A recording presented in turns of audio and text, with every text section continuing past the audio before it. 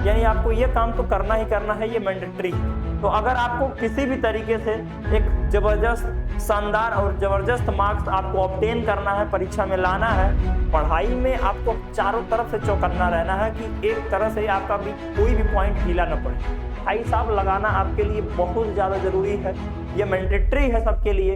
अगर आपको टॉपर बनना है तो आपको समझ लीजिए। नमस्कार प्यारे बच्चों, तो कैसे हैं आप लोग? उम्मीद करता हूं बड़े अच्छे होंगे। मैं शिवा सर आपकी खिदमत में एक बार से फिर हाजिर हूं। इस वीडियो के माध्यम से आज हम बताएंगे कि कैसे आप 7 बिंदुओं को फॉलो करके और एक जबरदस्त स्कोर गेन करने वाले हैं। इन टिप्स को फॉलो करके आप बोर्ड एग्जामिनेशन 2025 में कर सकते हैं एक बेहतरीन स्कोर। सबसे पहले हम पहले पॉइंट पर आ जाते हैं, और ये पहला पॉइंट जो है कि एक रामबाण पॉइंट हो सकता है, और आपके लिए इस पॉइंट का नाम है रिवीजन। रिवीजन में हम बेसिकली देखते क्या है, रिवीजन एक्चुअल में करना क्या है, किसका करना है, किस किताब से करना है, इन सभी चीजों पर हम बात करेंगे। स्क्रीन पर देख पा रहे होंगे कि मैंने रिवीजन सेक्शन में क्या क्या डाल के रखा हुआ है।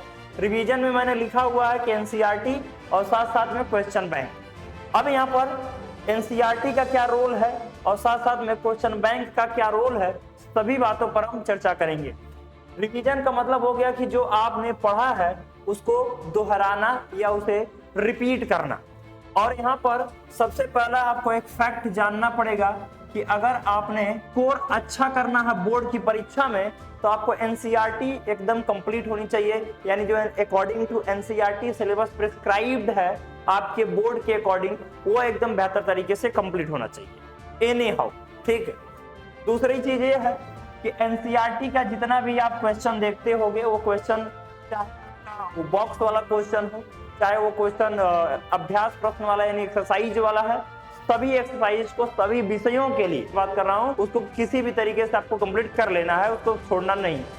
नेक्स्ट टॉपिक पर अगर बात करें कि यहाँ पर क्वेश्चन बैंक, अभी क्वेश्चन बैंक का क्या रोल होने वाला है। देखो क्वेश्चन बैंक क्या होता है, क्वेश्चन बैंक का सोल्यूशन देखो चाहे ना देखो, लेकिन क्वेश्चन देख सकते हो, क्योंकि वहां पर एक सिस्टमेटिक अरेंजमेंट में दिया रहता है, एक अरेंजमेंट दिया रहता है कि एमसीक्यू हो गया, उसके बाद 1 नंबर वाले क्वेश्चन, 2 नंबर वाले क्वेश्चन, 3 या 5 या 6 नंबर वाले क्वेश्चन, हर एक सब्जेक्ट के अलग अलग क्वेश्चन पेपर के अकॉर्डिंग वहां पर एकदम सिस्टमेटिक वे में दिया रहता है। तो वहां से क्वेश्चन को आपको उठाना है, वो प्रीवियस ईयर के ही क्वेश्चन समझ रिपीट कर लेना है। चलिए अभी तक कितनी बातें समझ में आ रही होंगी।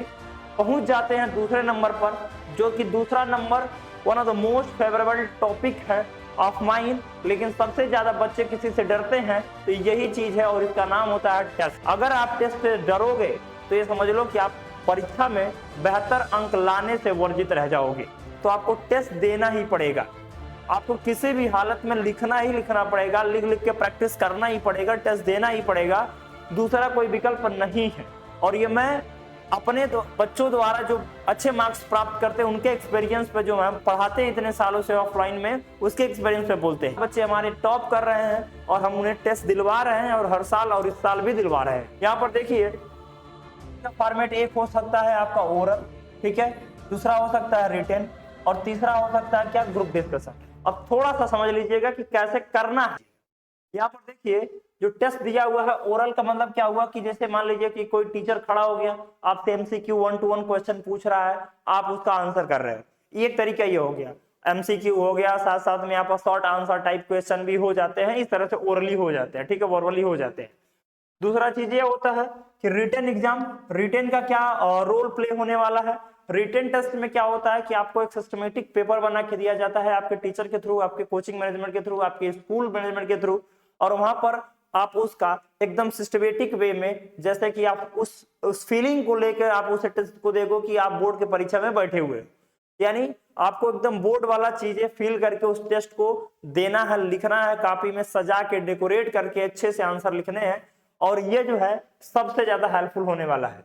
और साथ साथ में जो ग्रुप डिस्कशन है, जिसको that is called GD, group discussion भी आपके बोर्ड एग्जामिनेशन 2025 के लिए उतना ही हेल्पफुल होने वाले हैं जितना कि होने वाला हेल्पफुल ओरल टेस्ट होने वाला है।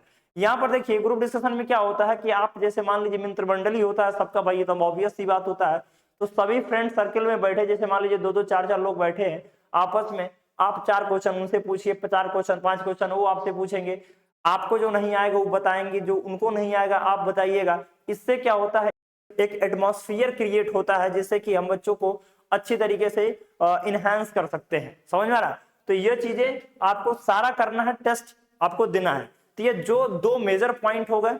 अब हम पढ़ते हैं अपने थर्ड पॉइंट पर, that is called model paper. अब यहाँ देखिए, यहाँ पर सबसे मोस्ट इंपॉर्टेंट चीज लिखा हुआ है मॉडल पेपर। मॉडल पेपर का मतलब आपके बोर्ड एग्जामिनेशन के अकॉर्डिंग, आपके जो प्रिस्क्राइब्ड सिलेबस है उसके अकॉर्डिंग, जो बोर्ड का मॉड्यूल होता है, जो बोर्ड का मॉडल पेपर होता है, उसके हिसाब से आपको मॉडल पेपर सॉल्व करना होगा। यानी आपको देखो, बोर्ड एग्जामिनेशन के पहले अभी लगभग यूपी बोर्ड फरवरी में एग्जाम होने वाला है, और मुझे लगता है कि कुछ दिन में ही आपका मॉडल पेपर आ ही जाएगा, बहुत जल्द ही आने वाला है। तो आप पिछले साल का मॉडल पेपर उठा सकते हो, इस साल का दिखा सकते हो, और सबसे बेहतर मॉडल पेपर भाई साहब प्रीवियस ईयर पेपर होता है। आप प्रीवियस ईयर क्वेश्चन पेपर उठा लो, वो सबसे जबरदस्त वाला आपका मॉडल पेपर हो गया, तो आप उसको वहां से सॉल्व कर सकते हो। मॉडल पेपर से आपको ये पता चल जाएगा किस वैरायटी के क्वेश्चन, कैसे कैसे क्वेश्चन आपसे पूछे जा रहे हैं, क्या आप उसका आंसर करने में लाइबल है कि नहीं है, क्या आप उसका जवाब दे पा रहे हैं कि नहीं दे पा रहे हैं। वो एमसीक्यू हो, शॉर्ट आंसर टाइप क्वेश्चन हो, वेरी शॉर्ट आंसर टाइप हो, या लॉन्ग आंसर टाइप क्वेश्चन हो, कोई सा भी हो, तो वहां से आपको एनालिसिस कर पाएंगे कि आप कितना मार्क्स ऑब्टेन कर पाने में अभी के टाइम पे सक्षम है। ठीक है जी, चलिए फोर्थ पॉइंट पे पहुंचते हैं, और ये भी पॉइंट जो है एक जबरदस्त पॉइंट है, और सबसे इसको नेग्लिजिबल पॉइंट के बच्चे नेग्लिजिबल पॉइंट में इसको रखते हैं, ऐसा कहते हैं कि यह ना के बराबर है, लेकिन मेरा मानना है कि ये भी उतना ही इंपॉर्टेंट है जितना कि पिछला 3 पॉइंट इंपॉर्टेंट थे। यहाँ पर देखिएगा मैंने लिखा है, और नोट सेक्शन में आपको 2 तरीके का नोट्स आपको क्रिएट करना होता है, जो एज पर टीचर, यानी टीचर के अकॉर्डिंग जो आप चल रहे होते हैं ओवर द ईयर, पूरे साल में, उसको हम कहते हैं डिटेल नोट्स। समझ में आ रहा है, डिटेल्ड नोट्स। तो डिटेल नोट्स आपके पास होना चाहिए, मैंडेटरी है, इसमें कोई दिक्कत, कोई शिकवा शिकायत नहीं है। नोट्स का जवाब, यानी अगर आप एक अच्छे टीचर से पढ़ रहे हैं और एक अच्छे वो नोट्स आपको डिलीवर करा रहे हैं, तो इस चीज का वैल्यू वही समझ सकता है जो बनाता है, जो बनवाता है, क्योंकि इसका विकल्प ही नहीं है भाई, कोई विकल्प नहीं है। ये मत समझ लो ना कि हम कोई भी क्वेश्चन बैंक उठा के पढ़ लेंगे तो आपके डिटेल नोट्स के बराबर हो जाएगा, कुछ नहीं होने वाला है। यहाँ पर पूरे साल की मेहनत रहती है, और आप चल रहे हैं कि 1 महीने में क्वेश्चन बैंक से पढ़ के वो हो जाएंगे, तो ऐसा कुछ नहीं होने वाला, ये गलतफहमी है। और टॉपर वही बना है जो खुद के बनाए हुए नोट्स, टीचर के द्वारा जो प्रोवाइड किए जाते हैं नोट्स, उसके नोट्स के द्वारा जो पढ़ता है टॉपर, वो बनता है। जो क्वेश्चन बैंक पर फोटो छप के आते हैं ना, वो केवल नाम मात्र का ही है, उसका कैसे कालाबाजारी होता है वो दूसरा चीज है, वो आपको समझने की आवश्यकता भी नहीं है। तो आपको टॉपर बनना है तो आपको डिटेल नोट्स आपके पास होना चाहिए, और दूसरा साथ में आपको शॉर्ट्स नोट्स भी होने चाहिए। शॉर्ट्स नोट आपके पास मैंडेटरी है, अगर शॉर्ट्स नोट नहीं है तो आप खुद बनाइएगा। बनाने का मतलब क्या है कि आपको जैसे डिटेल नोट्स है, तो फिजिक्स में मान लीजिए चैप्टर नंबर पहला हमने ले लिया इलेक्ट्रिक चार्जेस एंड फील्ड के बारे में, तो आप उसको एक डिटेल नोट बना लिए मान लीजिए 30 पन्ना में। अब उसके बाद 30 पेज में उसको अगर बना लिए, तो आपको 19 सभी टॉपिक्स को 2 से 3 पेज में क्या कर देना है, समेट देना है। आप समेटना कैसे है, मान लीजिए छोटे छोटे डेफिनेशन है उसको लिखते चले गए शॉर्टकट में, उसके बाद में आपको जो डेरिवेशंस है बड़े बड़े, उन डेरिवेशंस के डायरेक्ट आप फार्मूला लिख लो उसमें, क्योंकि आपके पास डिटेल में तो वो डिटेल नोट में से वो लिखा ही हुआ है, तो वहां पे तो आपको पूरा कंप्लीट करना नहीं है। जब कंप्लीट कर ही दोगे तो फिर से वो डिटेल नोट हो जाएगा। तो ये चीजें आपको समझ के रखना है। तो इतना 4-5 बातों पे अभी ध्यान दीजिए। नेक्स्ट पॉइंट देखते हैं, next point and 5th point, previous year question paper, इसको हम कहते हैं पीवाईक्यूज। पीवाईक्यूज भाई साहब लगाना आपके लिए बहुत ज्यादा जरूरी है, ये मैंडेटरी है सबके लिए। अगर आपको टॉपर बनना है तो आपको समझ लीजिए पीवाईक्यूज लगाने ही होंगे। यानी जो पिछले या विगत वर्षों के जो प्रश्न पत्र होते हैं आपको मिल जाएंगे आराम से, कई सारे वेबसाइट पर आप हमसे चाहे तो ले सकते हैं। नीचे दिए हुए नंबरों पर मैसेज या कॉल करिएगा, हम यहाँ से नंबर जो प्रीवियस ईयर के पेपर है वहां आपको भेज दिया जाएगा, 10th हो चाहे 12th हो। दूसरी चीज ये है कि प्रीवियस ईयर क्वेश्चन पेपर लेने के लिए आपको बाजार में मिल जाते हैं यूपी बोर्ड के लिए अनसॉल्व्ड पेपर, जिसको कहा जाता है बिना सॉल्व किया हुआ पेपर। पिछले 10 सालों के पेपर भरे पड़े रहते हैं, 8 से 10 साल के पेपर उसमें रहते हैं, और लगभग सारे ही सेट रहते हैं उसमें, और सिलेबस के अकॉर्डिंग रहते हैं। तो हमारा कंसर्न यह है कि उन पेपर्स को आप उठाइए, 40-50 रुपए के एक सब्जेक्ट का मिलेगा, सुकून से आप लगाइए और एकदम बेहतर तरीके से आप जबरदस्त स्कोर करिए। चलिए नेक्स्ट एंड 7th पॉइंट हम यहाँ पर 6th पॉइंट देखते हैं, फार्मूला सीट। अब यह क्या चीज है, माइंड मैप या मैं फार्मूला सीट की बात अगर करूंगा तो फार्मूला सीट में आप सबसे ज्यादा आज की डेट में यह तरीके से, एक तरीके से कह सकते हो रिवोल्यूशन चल रहा है। यानी आपको देखो पढ़ाई में आपको चारों तरफ से चौकन्ना रहना है कि एक तरह से आपका भी कोई भी पॉइंट ढीला न पड़े। तो ये फार्मूला सीट भी एक पॉइंट है और इस पॉइंट को भी आपको एकदम मजबूती के साथ के पकड़ में रखना है। पॉइंट यह है यहाँ पर कि फार्मूला सीट का मतलब जैसे मान लीजिए हमने पहला आपने लिखा कि आवेश तथा विद्युत क्षेत्र एक आपका अध्याय है फिजिक्स क्लास 12th में, तो आप उससे अगर उसका बढ़िया तरीके से नॉलेज चाहते हैं, आप चाहते हैं कि सारा डेरिवेशन आपसे आसानी से हो जाए, आप चाहते हैं कि यदि सारा न्यूमेरिकल आपको आसानी से बन जाए, तो उसके लिए आप एक फार्मूला सीट बनाइए। फार्मूला सेट एटलीस्ट 1 पेज का होगा, 1 से 2 पेज की, कितना हो बड़ा चैप्टर रहेगा, 1 से 2 पेज में आपका सारा फार्मूला सिमटा देंगे, निपटा लेंगे आप लोग, ठीक है ना। तो फार्मूला सीट लगभग 2 पेज का होना चाहिए, 1 से 2 पेज। सारे फार्मूलों को आप लाइन से लिखते जाइए, उसको एक बारी 2 बारी जब भी समय मिले 10-5 मिनट उसको देखते रहिए, आपका वहां से रिवीजन होता रहेगा और सारा चीजें आपके माइंड में एकदम 1 to 1 बैठ जाएगी और चलती रहेगी और आपके लिए हेल्पफुल होगी एग्जामिनेशन में। अब यहाँ पर देखते हैं last point, make a daily plan, ठीक है ना। यहाँ पर मैंने क्या लिखा है, मेक डेली प्लान, यानी आपको ये काम तो करना ही करना है, ये मैंडेटरी है, यानी आपको डेली प्लान बनाने ही होंगे।